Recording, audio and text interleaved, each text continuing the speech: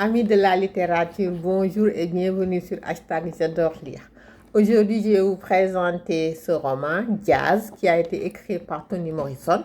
Pour ceux et celles qui ne connaissent pas Toni Morrison, elle a été prix Nobel de littérature et son roman le plus connu, c'est Beloved, qui a eu un prix, le prix Pulitzer. Et personnellement, j'adore Toni Morrison. En fait, chaque fois que je vais à la médiathèque et que je trouve un livre de Toni Morrison, automatiquement je le prends. Donc, en fait, ce que j'aime chez Toni Morrison, c'est le côté engagé. En fait, ses romans parlent des Noirs américains, et souvent c'est pas des romans contemporains, c'est plutôt des romans qui datent, dirons, début du siècle dernier, la plupart du temps. Mais en fait, c'est des sujets qui, même s'ils ne sont pas, je veux dire, même s'ils datent d'un siècle, en fait, c'est toujours des sujets d'actualité et qui traitent de la condition noire américaine aux États-Unis. Et ce que j'aime chez elle, vous allez peut-être trouver ça bizarre, qu'en fait, quand on lit un livre de Toni Morrison, on commence le livre, il y a une histoire et dès le départ, en général, le décor est planté. On lit le livre et arrivé à la fin, en fait, on se dit que, purée, on n'a rien compris. En tout cas, moi, c'est le sentiment que j'ai quand je lis un Toni Morrison, et n'empêche que chaque fois j'y retourne, donc voilà, je comprends pas toujours ce qu'elle écrit, mais en tout cas j'apprécie ses livres et chaque fois que je vais à la médiathèque, si je tombe sur un Toni Morrison, je le prends. Et ce qu'il y a aussi de particulier chez elle, c'est qu'en fait, ces romans, c'est une histoire, mais souvent une histoire que comment dire, en fait, on se demande toujours où est-ce qu'elle va chercher ces histoires, parce que c'est tellement improbable comme situation qu'on se dit que c'est pas possible. Je dis, même si à la base un roman c'est de la fiction, mais en fait on essaie quand même de se coller plus ou moins à la réalité. Mais elle, c'est des histoires, on a du mal à se dire que ça puisse arriver. Et quelque part aussi, c'est des choses qui pourraient aussi arriver, parce qu'en fait, ce qu'elle décrit, c'est la nature humaine, tout ce qui est, comment dirais-je, en fait, Toni Morrison, quand on lit Toni Morrison, quelque part, c'est comme si on était en train de lire une tragédie grecque. En fait, le personnage ou les personnages sont, comment dirais-je, pas emprisonnés dans un destin, mais en fait, ils peuvent pas s'échapper de leur destin. Ils vont jusqu'au bout, et que ce soit jusqu'au bout, que ce soit vers la mort ou que ce soit vers la liberté. En fait, quelque part, on se dit qu'ils n'ont pas le choix. Ils peuvent pas échapper à leur destin, que c'est ça. Mais au moins, mais ce qui est sûr, c'est qu'en fait, ils se battent jusqu'à la fin, que ce soit pour exprimer leur amour, leur haine, leur colère, quel que soit le sentiment qui les anime. En fait, ils vont jusqu'au bout de ce sentiment, et c'est quelque part, c'est ce sentiment-là qui les consume ou qui les détruit ou qui les libère. Et moi, c'est ça que j'aime chez Toni Morrison. Et la plupart de ces romans, en fait, c'est des personnages, c'est des personnages noirs américains, et ça se déroule soit en début du siècle dernier, soit un peu plus tôt. Mais toujours est-il que même si c'est des choses qui se déroulent par exemple il y a un siècle, si on regarde la condition des Noirs américaines, il y a souvent des choses qui reviennent jusqu'à maintenant. Donc on peut dire quelque part que c'est toujours d'actualité pour les Noirs américains. Et ce que je trouve admirable chez Toni Morrison, c'est qu'en fait, tout à l'heure, je disais que oui, quand je lis un Toni Morrison, à la fin, je me dis, purée, j'ai rien compris. C'est pas que j'ai rien compris, mais c'est qu'en fait, j'ai pas la certitude que ce que j'ai compris, c'est vraiment ce qu'elle voulait véhiculer, elle voulait transmettre. En fait, Toni Morrison, c'est comme de regarder un tableau d'art moderne. On est là, on regarde le tableau, on se demande si on voit, je sais pas, si ce qu'on voit vraiment sur le tableau, c'est vraiment ça que le peintre a voulu traduire. En fait, je sais pas si vous me suivez. Par exemple, des fois, il y a On voit souvent des images où, selon l'angle d'où on regarde l'image, on ne voit pas forcément la même chose. Par exemple, on peut regarder une image, on voit une jeune femme. Et si on tourne un petit peu l'image, c'est plutôt une vieille femme qu'on voit. En fait, avec Toni Morrison, on ne sait pas... en fait, il y a l'histoire et il y a l'histoire qui est entre les lignes. Et l'histoire, elle, ben, c'est quelque chose de, comme je disais tout à l'heure, quelque chose de, entre guillemets, gros. On se dit, purée, c'est pas possible cette histoire-là. Mais entre les lignes de cette histoire, il y a une autre histoire qui s'écrit, qui se lit. Et forcément, à la fin, on se pose des questions.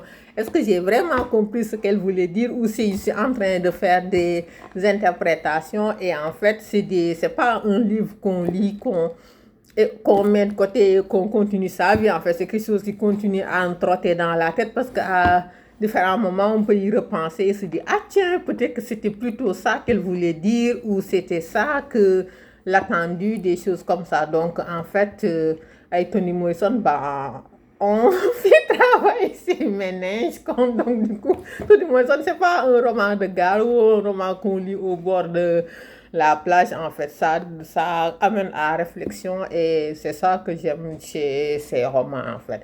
Et pour en revenir à celui-ci en particulier, donc ce roman, ça s'appelle Jazz. Et au niveau de la 4e de page, ben, on a expliqué pourquoi c'était Jazz. Parce que moi, toute seule, je n'aurais pas donné ce titre. Donc, sur la 4e de page, c'est écrit que nourri d'une musique qui vient incarner la liberté d'une nouvelle génération de Noirs américains dans le Harlem des années 20, ce roman n'est pas seulement construit au rythme d'un morceau de jazz, il devient au fil de la narration le jazz. Donc, du coup, voilà pourquoi ce titre Jazz. Et pour ce qui est de la grande histoire de ce roman, en fait, c'est un homme qui tue sa maîtresse. Et après ça, il y a sa femme là qui va à l'enterrement pour déchiqueter la dépouille de la maîtresse. Donc, comme je disais, c'est des choses qu'on se dit que dans la vraie vie, c'est tellement improbable. Je veux dire, une fois que la personne est morte, quel est le besoin d'aller lacérer le visage de la pauvre fille? Après, pauvre fille, ben, c'est vite dit en fait. Mais le décor, c'est ça. Donc, une fois que cette action est passée, là, il y a le mari qui passe ses journées à pleurer. On ne sait pas s'il pleure de désespoir ou s'il pleure de culpabilité. Et il y a la femme qui, elle ne sait pas qu'elle perd la tête, mais bon, on ne sait pas si elle était folle avant cette scène-là, le fait qu'elle soit allée lacérer le visage de la morte ou si elle est en train de devenir folle. Mais en tout cas, arrive un moment où tous les deux, ils sont en train de perdre pied.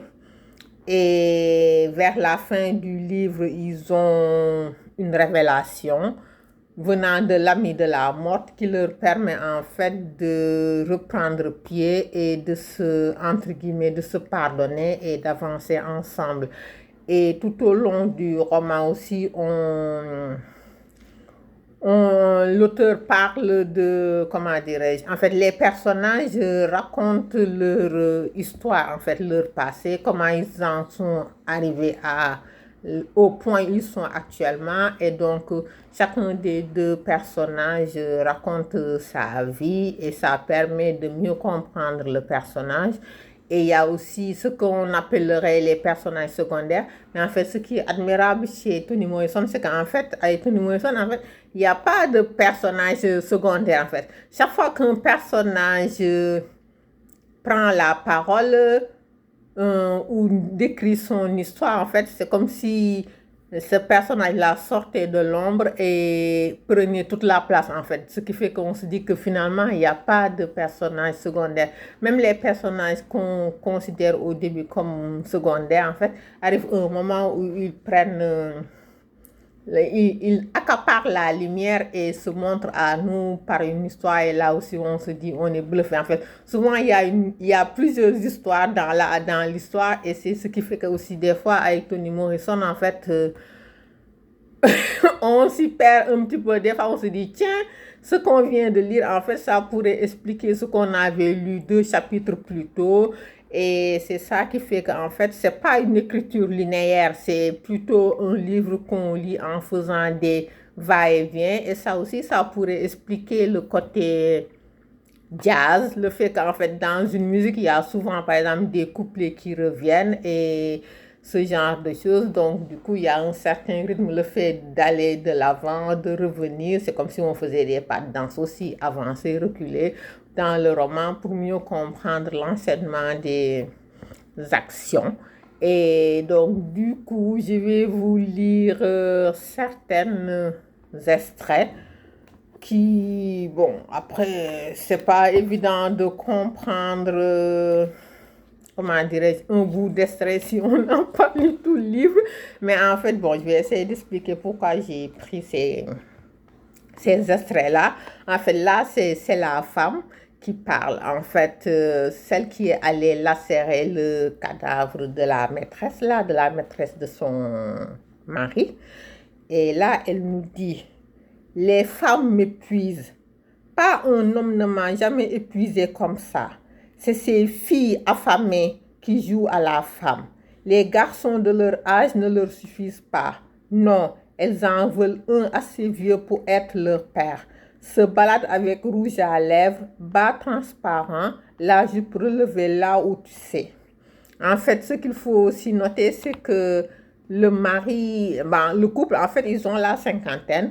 Et le mari, en fait, il est allé tromper sa femme avec une fille de 18 ans. Donc, c'est pour ça que la fille parle que la femme parle des filles qui l'épuisent, des filles qui l'épuisent. Donc, du coup, en fait, bon, elle, au moins, elle nous dit ce qu'elle pense de cette fille-là, ou de ces filles-là. Et l'autre paragraphe qui m'avait marqué aussi, en fait, c'est que la fille qui a été assassinée, elle a été élevée par sa tante et il y a sa tante aussi qui exprime ses sentiments envers le coupable, en fait, l'homme qui a tué sa nièce. Et ce qui est marrant, c'est qu'en fait, tout le monde sait que c'est lui qui a tiré sur la fille. Mais en fait, il n'a pas été inquiété, il continue de vivre sa vie. En tout cas, il est assis à sa fenêtre à pleurer à longueur de journée, mais il n'a pas été inquiété. Donc, du coup, et la dame là, en fait, elle aussi, elle dit son ressentiment par rapport à ça, et voilà ce qu'elle dit. Attendez que je retrouve le paragraphe. Ok, c'est là. Plus tard, et petit à petit, les émotions, comme des saletés rejetées par la mer, étranges et reconnaissables, brutales et boueuses, étaient revenues. La première avait été la peur et quelque chose de nouveau, la colère, envers Joe Trace, c'est le meurtrier. Celui qui avait fait ça, séduit sa nièce sous son nez dans sa propre maison, le gentil, l'homme qui vendait des produits de beauté au noir, un personnage familier dans presque tous les immeubles de la ville. Un homme qu'aimaient bien les boutiquiers et les propriétaires parce qu'il alignait proprement les jouets que les enfants avaient éparpillés sur le trottoir. Qu'aimaient bien les enfants parce qu'il ne les gênait jamais. Qu'aimaient bien les hommes parce qu'il ne trichait jamais au jeu, n'encourageait pas les bagarres idiotes, ne répandait pas de rumeurs et laissait leurs femmes tranquilles. Qu'aimaient bien les femmes parce qu'il leur donnait l'impression d'être des filles. Qu'aimaient bien les filles parce qu'il leur donnait l'impression d'être des femmes. Et qui, pensait-elle, était ce que cherchait Dorcas, un meurtrier. Donc du coup, en fait, là, elle nous décrit le personnage, le Joe Trace, c'est l'homme qui a assassiné sa nièce.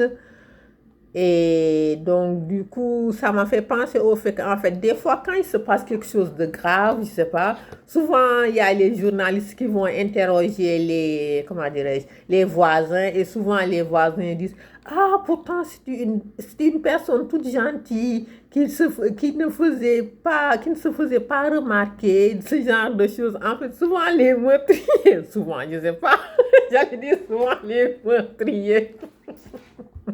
sont sympathiques comme si j'en connaissais. En tout cas, ce que je voulais dire, c'est que oui, souvent, en fait, je sais pas, souvent, en fait, je veux dire, quelque part, on peut plus ou moins tous être des meurtriers. Comme quand on dit que c'est l'occasion qui fait le larron, ben, pour un meurtre aussi, on ne peut jamais se dire que non, moi, je ne tuerai jamais personne, quelqu'un de ma vie, parce qu'on ne sait pas ce qui pousse quelqu'un, en fait, à commettre l'irréparable. Donc, ici, ben, au fil du livre, on se dit qu'en fait, il a tiré sur sa maîtresse parce qu'il avait découvert que la fille avait été amoureuse d'un autre gars, en fait, d'un gars de son âge, et que du coup, elle lui avait dit qu'elle voulait rompre avec lui, et lui, en fait, ben, il voulait pas rompre. En tout cas, quand il part à la recherche de la fille, il parle avec armée, mais dans sa tête, il nous dit toujours que non, il est armé, mais c'est pas pour aller lui faire mal. Il veut juste être sûr que la fille... En fait, il cherche à savoir si vraiment la fille est en train de le tromper ou est avec une autre personne, mais il ne veut pas lui faire de mal. Donc, du coup, il y a ça, et finalement, ben, il découvre la fille dans une sorte de... Comment dirais-je, de... En fait, c'était à une fête et là-bas, il découvre la fille avec un autre gars et il lui tire dessus et il s'en va, quoi. Et il n'est jamais inquiété, en fait. Et donc, quoi? Bon, je sais plus ce que je voulais dire. Ah oui, j'étais en train de dire qu'en fait, personne n'est à l'abri de devenir un meurtrier. C'était ça l'idée, que c'était l'occasion qui faisait que on pouvait se retrouver à commettre l'irréparable. En tout cas, c'était ça. Et là, quant à sa femme, elle, en fait, on essaie aussi de comprendre qu'est-ce qui l'a amené à vouloir à lacérer le visage de la maîtresse de son mari. Donc, à un moment, elle parle des jeunes filles qui sortent avec des hommes plus âgés qu'elle. Et elle aussi, ben, comment dirais-je, il y a aussi le fait qu'en fait, elle, en fait, durant tout le mariage, elle n'a jamais eu d'enfant. Et arrivée vers la cinquantaine, c'est là que cette envie de maternité est venue l'assaillir. Et à un moment, il y a son mari qui dit qu'en fait, la femme, en fait, elle dort avec une poupée. Donc, du coup, le gars, il se dit, mais qu'est-ce qu'il peut bien pouvoir faire avec une femme qui dort avec une poupée? Donc, du coup, il va aller chercher ailleurs. Et le truc, c'est qu'en fait, la femme aussi, ben, comment dirais-je, quand elle était jeune, en fait, il y a sa mère qui s'est suicidée, son père était absent et finalement, elle a été élevée par sa grand-mère. Et après, elle a rencontré cet homme-là, en est tombé amoureux, ils se sont mariés, il a vécu toute sa vie avec lui. Donc, le fait de se sentir délaissé pour une autre femme plus jeune qu'elle et tout, donc une plus jeune qu'elle, de l'âge qui aurait pu être, qui aurait pu avoir l'âge de son propre enfant si elle en avait eu. Donc, je pense que ça l'a quand même beaucoup affecté et ça pourrait expliquer son geste. En tout cas, à la fin du roman, on ne comprend toujours pas pourquoi elle a fait ça. Et pour ce qui est... Quand tout à l'heure aussi, je parlais des personnages qui sont secondaires et qui apparaissent, qui prennent la lumière. En fait, il y a aussi la copine de la fille qui a été assassinée. En fait, elle, on ne la voit pas tout au long du roman et ce n'est qu'à la fin, en fait, où elle apparaît vraiment et elle raconte, en fait, les derniers instants de la fille, ce qui permet de comprendre, en fait, comment s'est passé... Comment elle est morte, en fait, et ça amène la lumière sur l'histoire et ça permet au couple aussi d'aller de l'avant, en fait, quand elle raconte toute cette histoire. Bon, je ne vous dis pas ça pour que pour que vous alliez lire le livre et savoir par vous-même ce qui s'est réellement passé. Mais comme je disais tout à l'heure, oui, il y a des personnages qui prennent lumière au cours du roman et il y en a un, en fait, c'est pour parler de, comment dirais-je, qu'est-ce que vous voulez dire? Oui, pour parler de, comment dirais-je, l'aspect racial aux États-Unis. En fait, les États-Unis, c'est une société qui est très, très raciste. Et donc, raciste pas dans le sens de, comment dirais-je, pas dans le sens où on l'entendait quand il y avait l'esclavage, tout ça, mais en fait, la couleur de la peau, quand même, c'est important chez eux, quelque part. Et là, en fait, dans le roman, il y a un personnage qui, en fait, arrivé à l'âge adulte, découvre qu'en fait, la femme qu'il a élevée et qu'il prenait pour sa bienfaitrice, en fait, c'était sa vraie mère. Que, en fait, le gars, lui, c'est un métis. Et pendant toute son enfance, il a cru que la femme qui l'élevait, que c'était juste sa bienfaitrice. Mais en fait, c'était sa mère. Mais elle lui a jamais dit, pour la bonne et simple raison qu'en fait, son père à lui, c'était un noir. Et quand il finit par réaliser ça, en fait, il part à la recherche de son père. Et là, je vais vous lire la rencontre avec son père, en fait, l'échange qu'il a eu avec son père, parce que ça aussi, c'est surréaliste. Donc, attendez. Donc là, c'est le père qui commence par parler. La bouteille d'alcool de canne débouchée était sur la table, près d'une tasse en fer blanc. Chasseur vérifia le contenu et refermant le bouchon, se demandant de quel pays venait ce drôle de type pour en savoir si peu sur les lois de l'hospitalité. Les hommes des bois, blancs ou noirs, les gens de la campagne étaient libres d'entrer dans une cabane, un abri de chasseurs, de prendre ce qu'il leur fallait, laisser ce qu'ils pouvaient. Il y avait des relais et tout le monde, n'importe qui, pouvait avoir besoin de s'abriter. Mais personne ne buvait l'alcool de quelqu'un quelqu'un chez lui, sauf s'il se connaissait vraiment très bien. On se connaît? Chasseur entendit le monsieur qu'il avait omis assez fort d'un coup de feu. Mais l'homme n'entendit pas parce qu'il avait son coup à porter. Non, papa, on ne se connaît pas. Il ne pouvait pas dire que c'était impossible, qu'il lui fallait une sage-femme ou un médaillon pour le convaincre. Mais le choc n'en était pas moins fort. Je n'ai jamais su que tu étais au monde, finit-il par dire.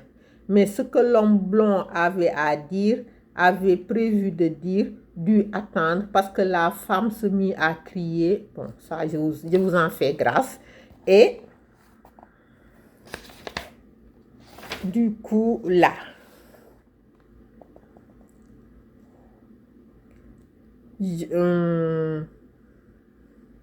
qui t'a envoyé chez moi? Trop belle. Ah, il sourit. Où est-elle? Je n'ai jamais su où elle était partie, ni avec qui. Partie avec la fille du colonel, le colonel Wadsworth Gray. Tout le monde savait ça. Partie en vitesse avec ça. Devine quoi? Pas besoin de deviner maintenant. J'ai jamais su que tu étais au monde. Tu as pensé à elle? Tu t'es demandé où elle était? Trop belle? Non, Vera. Vera Louise. Ah, mec. De quoi j'ai l'air à me demander où était allée une fille blanche? Ma mère. Suppose que je l'ai fait. Ensuite, ce serait quoi? Aller voir le colonel? Dire, écoutez voir, colonel Gray, je me demande où est passée votre fille. On ne s'est pas promené depuis un bout de temps. Je vais vous dire quoi? Dites-lui que je l'attends et qu'elle revienne. Elle sait l'endroit où on se retrouve. Et dites-lui de porter sa robe verte, celle qui fait qu'on a du mal à la voir dans l'herbe. Chasseur se passa la main sur le menton. Tu n'as pas dit où elles sont, d'où tu viens. De Baltimore. Je m'appelle Golden Gray. Peux pas dire que ça ne te va pas. Ça tirait si c'était Golden les trois, pas dans ces parages. Chasseur glissa une main sous la couverture du bébé pour voir si le cœur battait encore. Le bébé va pas fort. Faut qu'il ait bientôt à téter. Comme c'est touchant. Écoute un peu. Tu veux quoi? Je veux dire maintenant. Tu veux quoi maintenant? Tu veux rester là? T'es le bienvenu. Tu veux me punir? Ôte-toi ça de la tête. J'accepterai pas un mot de travers. Tu arrives ici, tu bois ma bouteille, tu fouilles dans mes affaires et tu crois que tu peux me parler de travers juste parce que tu m'appelles papa? Si elle t'a dit que j'étais ton papa, alors elle t'en a dit plus qu'à moi. Reprends-toi. Un fils n'est pas ce que dit une femme. Un fils, c'est ce qui fait un homme. Tu veux faire comme si t'es le mien, alors fais-le, ou alors va au diable et sors de chez moi. Je ne suis pas venu pour te faire la cour, me faire approuver par toi. Je sais pourquoi tu es venu, pour voir à quel point j'étais noire. Tu croyais que tu étais un blanc, pas vrai? Elle t'a probablement laissé croire ça. Espérais que tu y croirais. Et je jure que je l'aurais cru moi aussi. Elle me protégeait. Si elle avait proclamé que j'étais un négro, j'aurais pu être un esclave. Il y avait des négros libres. Toujours eu quelques négros libres. Tu aurais pu en être. Je ne veux pas être un négro libre. Je veux être un homme libre. Et nous donc, écoute, sois ce que tu veux, blanc ou noir, choisis. Mais si tu choisis noir, tu dois agir en noir. C'est-à-dire te dresser comme un homme, vite fait, et pas faire le morveux comme un petit blanc. Donc, ça en fait beaucoup à lire, hein? J'ai perdu mon souffle. Donc, en fait, voici les extraits que je voulais lire de ce roman. Et qui, comme je le disais, en fait, faut lire et se faire sa propre idée parce qu'avec Toni Morrison, faut lire entre les lignes. Et qu'est-ce que je voulais ajouter d'autre? Je pense que j'ai tout dit. Et sinon, allez le retrouver en librairie ou à la médiathèque. Lisez-le et faites-moi vos commentaires. Merci beaucoup. À bientôt sur hashtag j'adore lire. Bye. Ah oui, il y a mon neveu qui m'a dit de vous demander de vous souscrire, de souscrire à la chaîne et de cliquer la cloche pour avoir les prochaines notifications. Bisous. Merci. Bye.